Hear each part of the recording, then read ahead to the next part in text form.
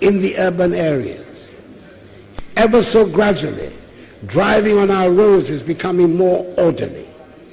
I note that even motorbike riders now stop at traffic lights. Things are improving.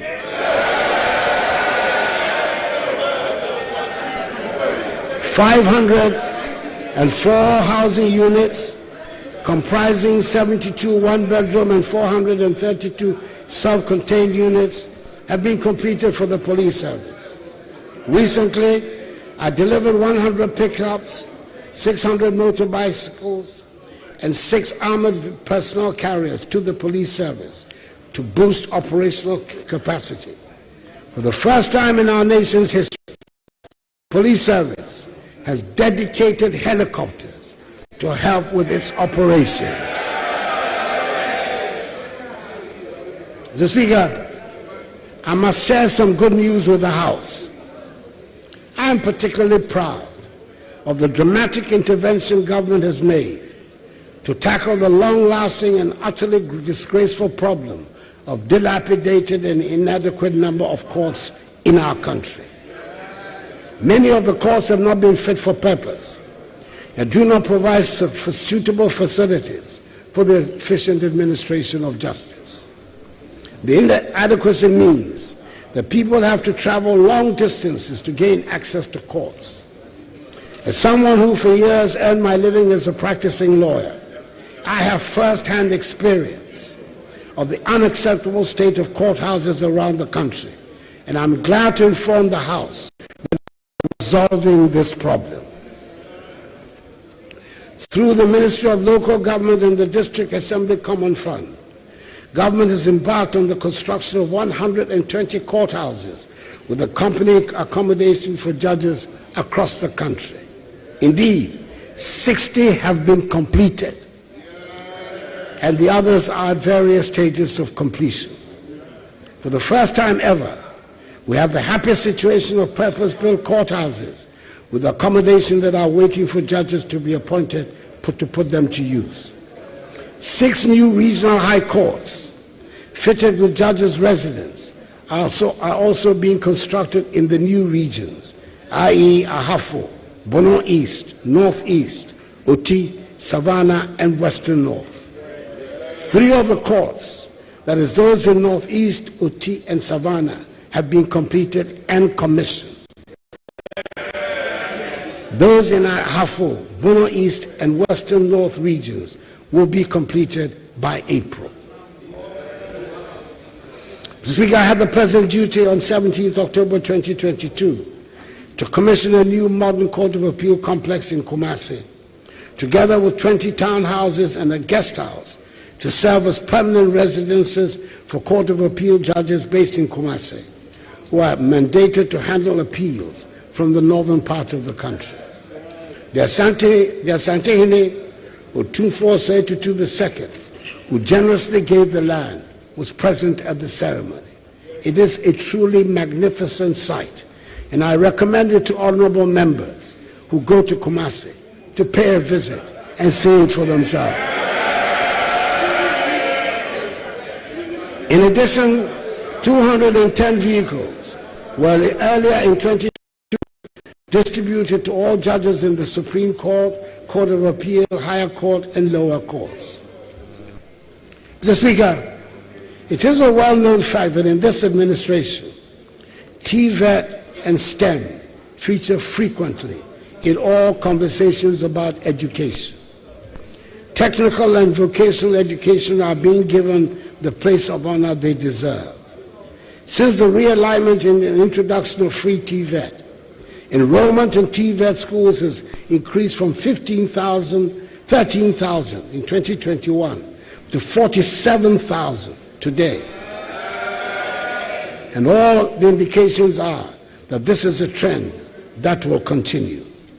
In 2022, the TVET service recruited 3,400 staff, the highest in the history of TVET in Ghana, to accommodate this development.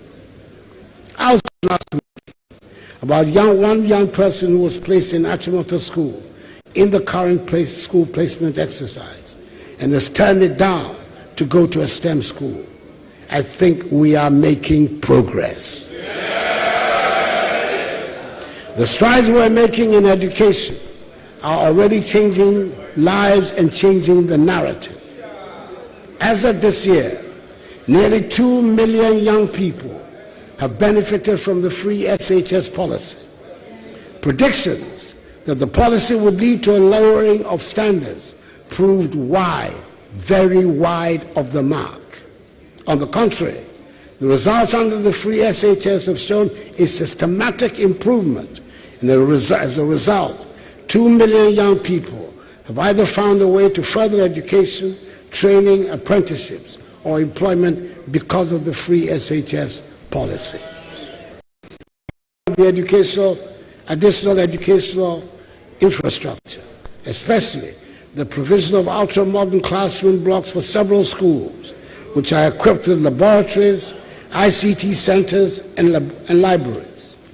The establishment of 10 STEM centers across the country, including one in Accra, to aid the study of engineering and robotics.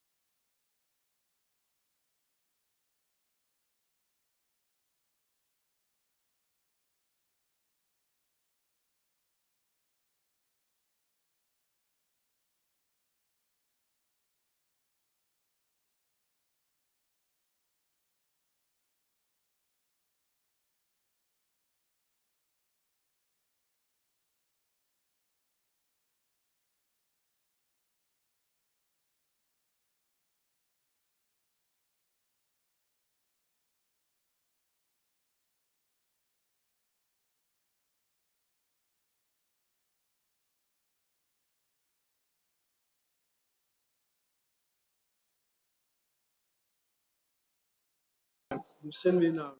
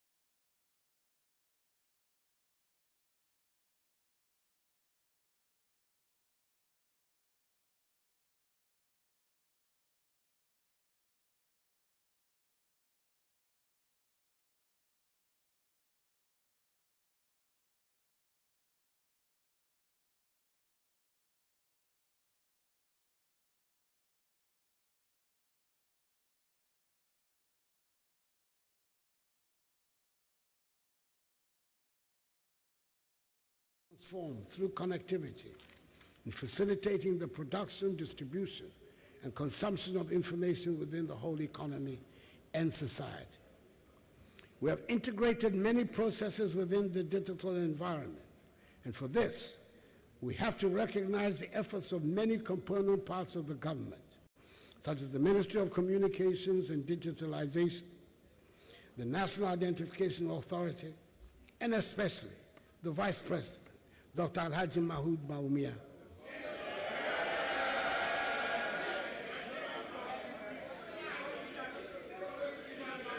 who I understand has been nicknamed E. Bawumia.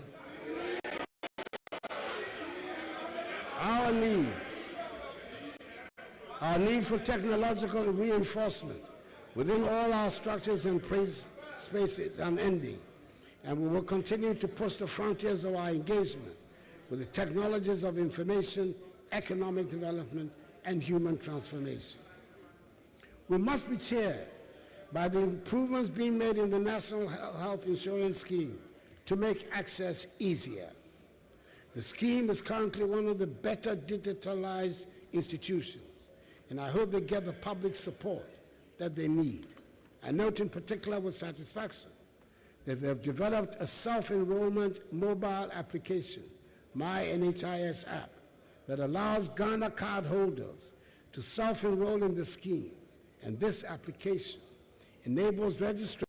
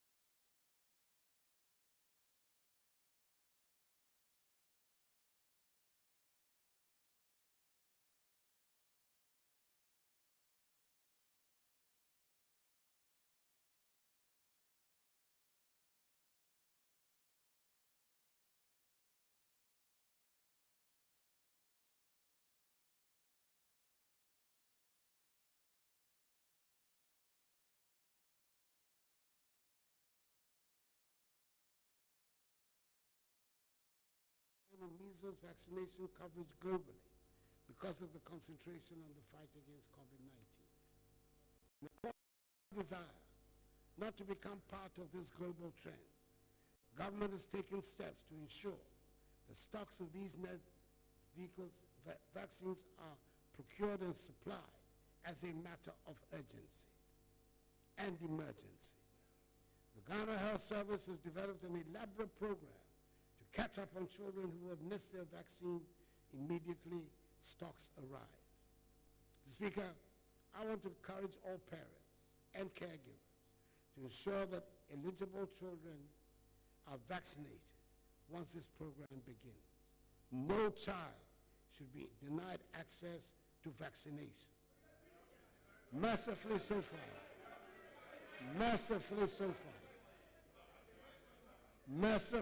far, not a single child has died as a result of the outbreak. This House has already passed into law the National Vaccine Institute Bill, which is yet to be brought for my assent. In the near future, this institute will ensure that no matter what happens to the global vaccine supply chain, we can produce our own vaccines locally. Mr. Speaker, government continues to prioritize agriculture as one of the driving forces for economic transformation. The experiences and lessons from the COVID-19 pandemic and the Russia-Ukraine conflict justify sufficiently our increased investment in the agricultural sector. Indeed, the sector recorded significant successes with an average growth rate of 6.28% from 2017 to 2021. This consistent growth over the period has translated into improved food security, job opportunities along agricultural value chains, and availability of raw materials for industry.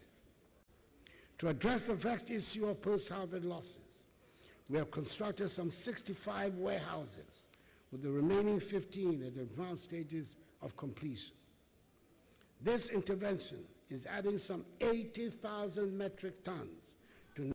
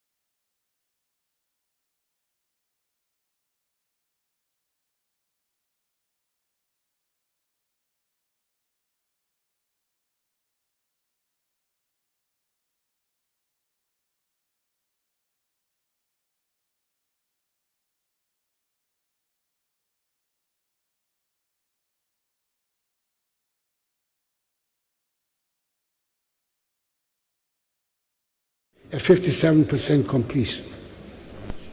Mr. Speaker, we are now at the most difficult stage of electricity provision around the country.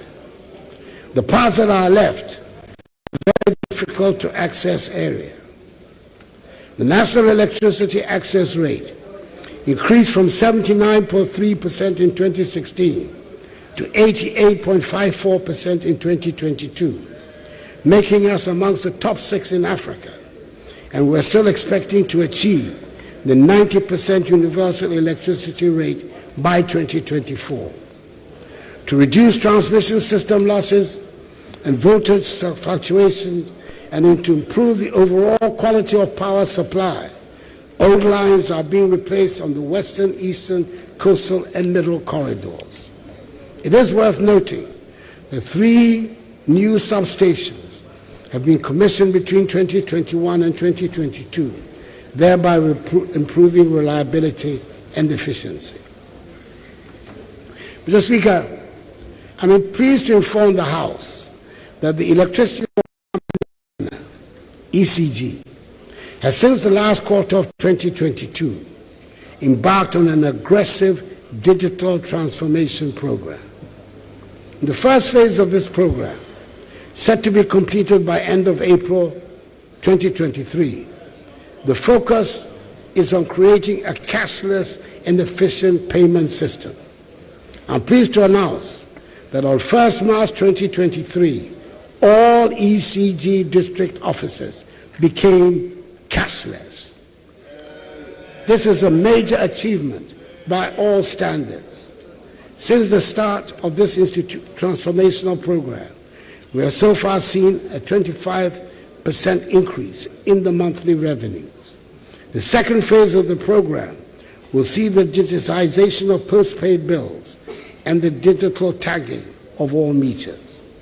In our estimation, these initiatives should increase the monthly revenues of ECG by some 40% before the end of this year. I firmly believe that the initiatives which have been so boldly rolled out by ECG, will make revenue leakage a thing of the past and address consumer pain points in their interactions with ECG. Mr. Speaker, we continue the fight against galamsey with the support of the security agencies in the short term. However, we're determined to promote responsible small-scale mining through community mining schemes. So far, 16 of these schemes have been commissioned, with 3 more to be commissioned by the end of this year. All these schemes are supported with gold catchers, pieces of equipment designed to help small-scale miners to extract gold from the ore without the use of mercury. In 2021, I launched the National Alternative Employment and Livelihood Program. The program employs several youth in the production of seedlings and reclamation of degraded mine lands. Currently, reclamation is going over 1,000 hectares of degraded lands in Ashanti, Eastern, and Western North regions. Mr. Speaker, on the international front, I should state that having gained a seat as a non-permanent member of the Security Council for the years 2022 and 2023, Ghana, as one of 3 non-permanent African members, is working vigorously to push the African agenda, which includes the fight against terrorism and the reform of the UN Security Council. I'm pleased to state that good progress is being made on the reform of the UN Security Council. A US for the first time in the person of President Joe Biden and the French President Emmanuel Macron have both embraced the reform process. It is our hope that the leaders of the 3 other P5 members of the Security Council will soon do the same and help bring about this much-needed reform that will bring greater effectiveness to the work of the United Nations and the Security Council in the maintenance of international peace and security. We continue to be active members of the African Union and ECOWAS and support strongly measures both bodies have taken against unconstitutional changes in government in our region. We're working with our partners in the region to strengthen regional cooperation in the fight against the terrorist menace in West Africa, hence our commitment to the Accra Initiative. Mr. Speaker, our decision to prioritize tourism as a key policy for economic diversification, job creation and growth is clearly paying off. The World Economic Forum report of 2021 Travel Index ranks Ghana as the #1 tourism destination in West Africa. The potential contribution of tourism and the arts to GDP is therefore one that we must nurture and emphasize. Both domestic and international tourism are rebounding significantly from the severely disruptive impact of COVID on the travel and tour industry. International arrivals nearly trebled last year from a low of 355,158 in 2020 to over 915,000. Domestic visits to tourist sites are also up by over 55.7% during the period. All these have been made possible by deliberate marketing initiatives and upgrades of tourist infrastructure by the Ministry of Tourism, Arts and Culture and its agency, the Ghana Tourism Authority. The Beyond the Return initiative, which I launched in 2019 as a sequel to the Year of Return, has reignited excitement about Ghana as the hub and a mecca for the global Pan-African, a home every person of African descent must visit at least once in their lifetime. A few days ago, at a historic ceremony in Washington, D.C., we conferred Ghanaian citizenship on Mother Viola Fletcher and her brother, Uncle Red, 108 years and 102 years respectively, 2 of the only 3 living survivors of the Tulsa Massacre of 1921. In May this year, I'll be chairing a tourism stakeholder retreat on rethinking tourism for national development and job creation. I've tasked the ministry and its agency, the Ghana Tourism Authority, to work on the modalities to bring together all the stakeholders within the industry.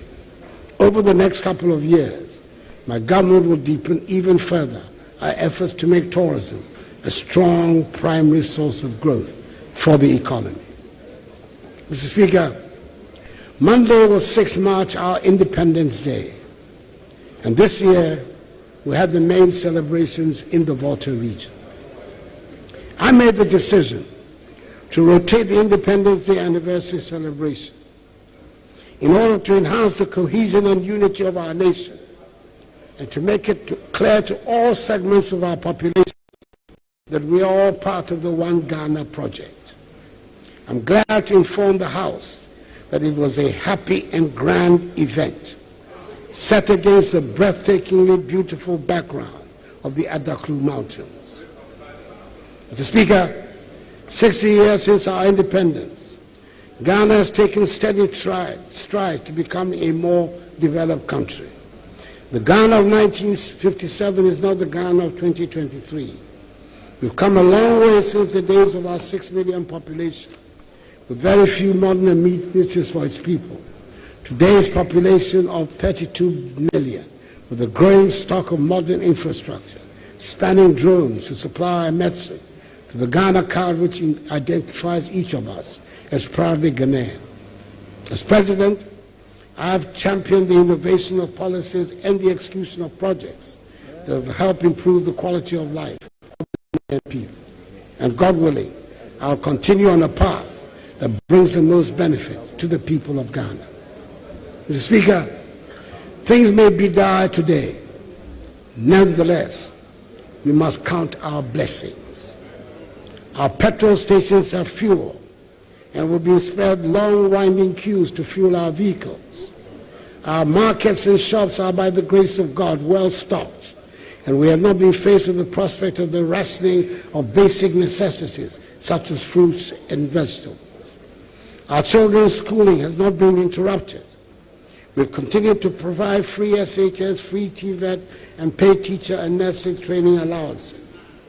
Our electricity supply has been consistent, and we have been spared the hardship of doom so during such a trying time. Our country continues to be stable and at peace. Throughout history, there are many instances of nations going through periods where dark clouds create shadows that momentarily shield the yearn for vision from sight. Such moments should not be ones in which despair takes over. Such moments call for strength of character, sense of purpose, and an abiding commitment to the general good. Mr. Speaker, honorable members, fellow Ghanaians, let us believe in ourselves and in our capacity to overcome the problems that are before us.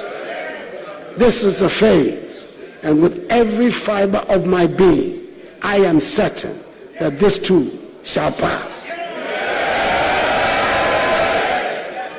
We have done it before, and we will do it again. May God bless us all in our homeland Ghana and make her great and strong. Mr. Speaker, I thank you for your attention.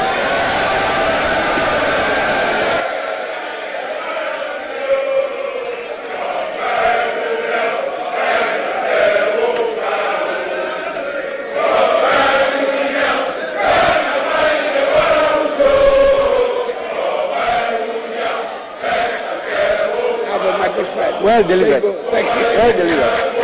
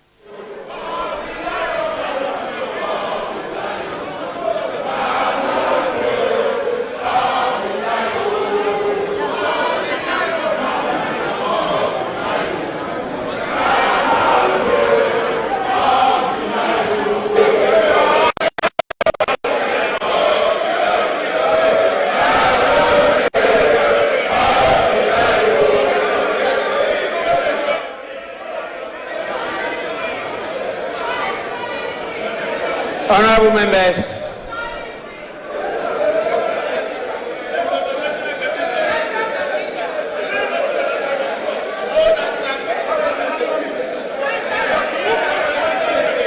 honorable members,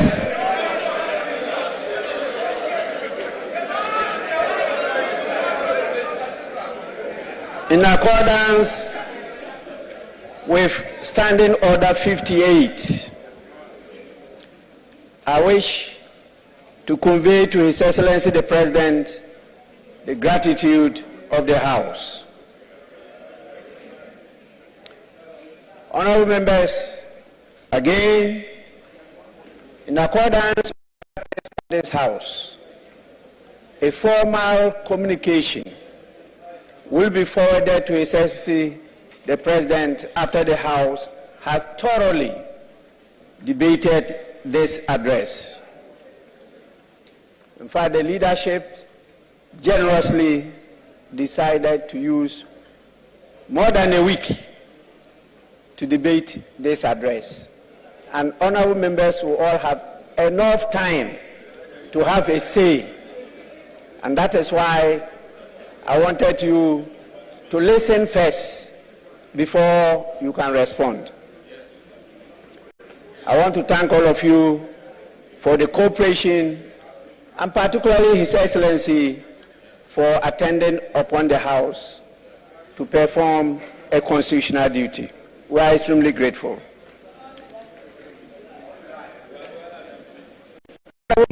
Leader, is there any indication regarding, I'm going to restrict you, the adjournment of the House? In other words, Honorable Leader, can you move for an adjournment?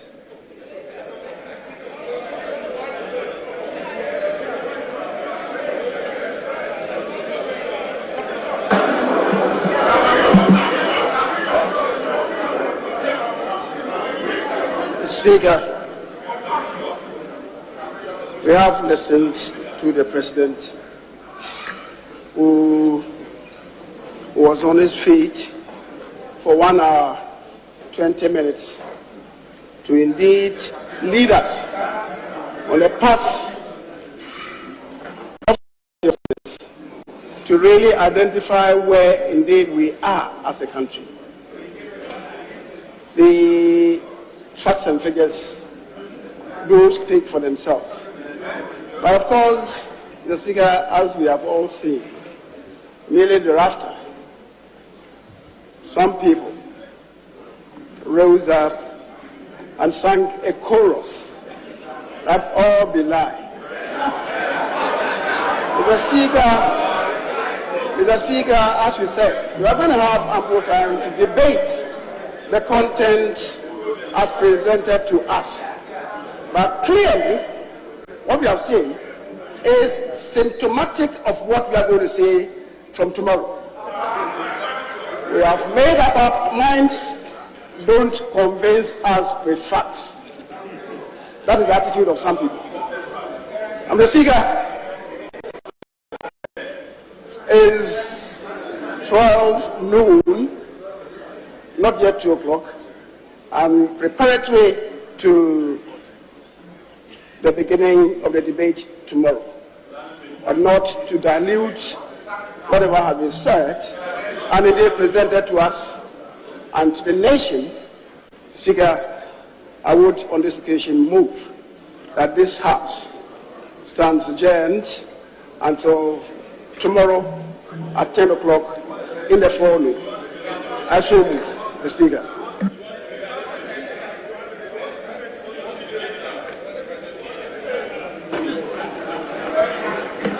Yes, Minority Leader. Mr. Speaker, first, let me also thank His Excellency the President for the presentation of the message of the nation. But Mr. Speaker, Mr. President, there is indeed a widespread of despair and disenchantment among our people. millions of Ghanaians are going through unbearable hardships and excruciating pains. Our economy is in its worst shape in decades. In fact, Ghana's economy is bankrupt or insolvent. We are currently unable to repay our debt. Ghana has officially defaulted in the repayment of our debt since January 2022. Mr. Speaker, yet, Mr. President, your government is failing to cut down on the size of public expenditure. Ghana is witnessing hyperinflation, largely because, Mr. President, your government allowed the Bank of Ghana to print 50 billion Ghana cedis for the year 2020.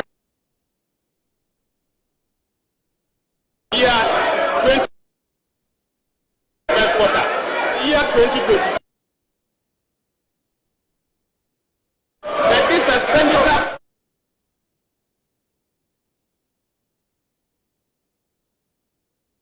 be noted that this expenditure financed public expenditure on the overbloated government expenditure.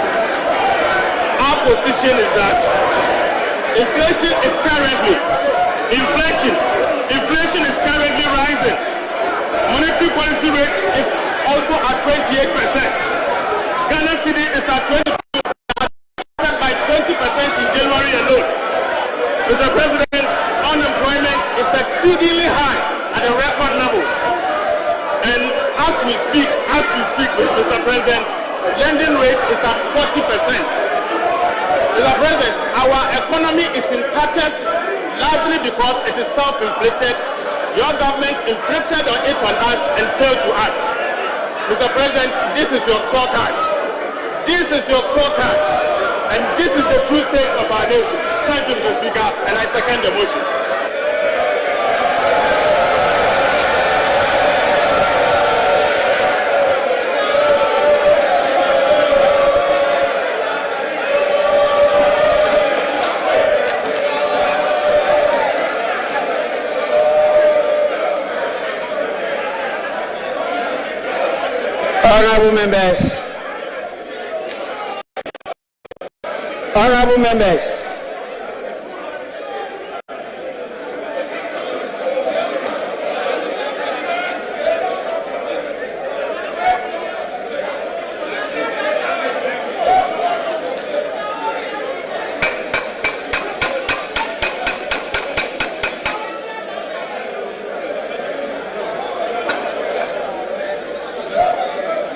Honourable members, I'm sure you now see the wisdom in my earlier statement restricted them to just move the motion for adjournment.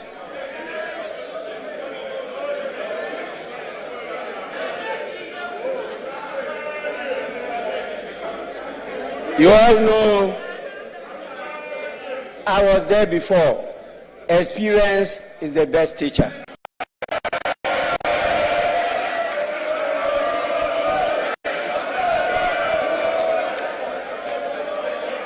I now put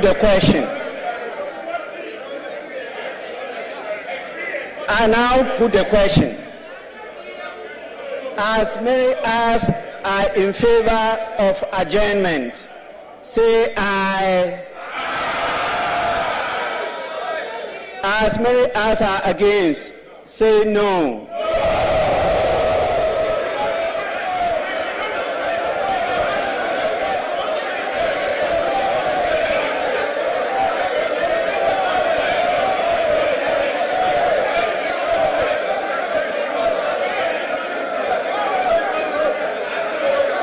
Honourable members, I put the question again. As many as are in favor of adjournment, say aye. As many as are against, say no.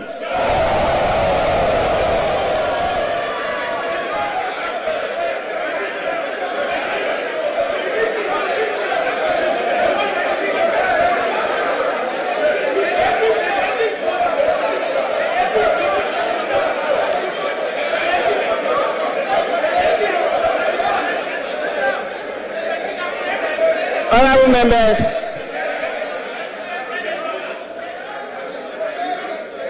today is International Women's Day.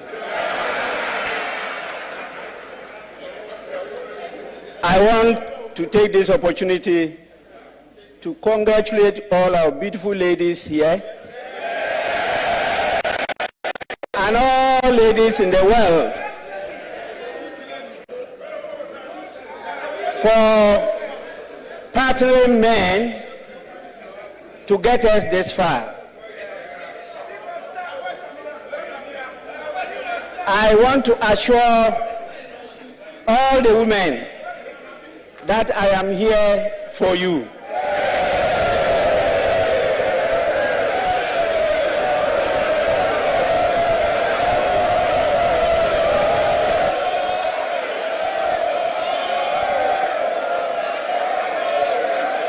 Honorable members, as a result of that, with the request of the women caucus leaders in Parliament, I approved a facility for all our women here to proceed tomorrow to reach out to all women in their constituencies and women everywhere in the world.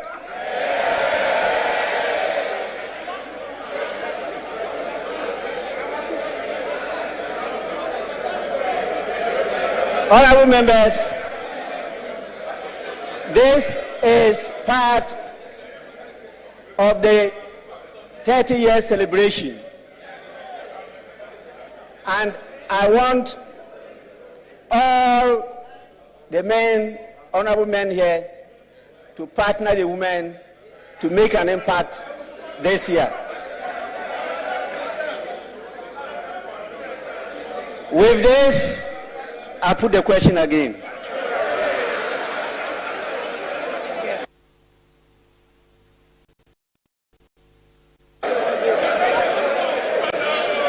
How many times you got? As many as are in favor of adjournment, say aye. As many as are against, say no. I think the ayes have it.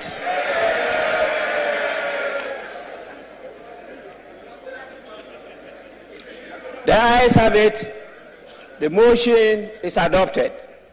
The House is accordingly adjourned till Thursday, 9th March, Thursday, 9th March, 2023 at 10 o'clock in the forenoon. The House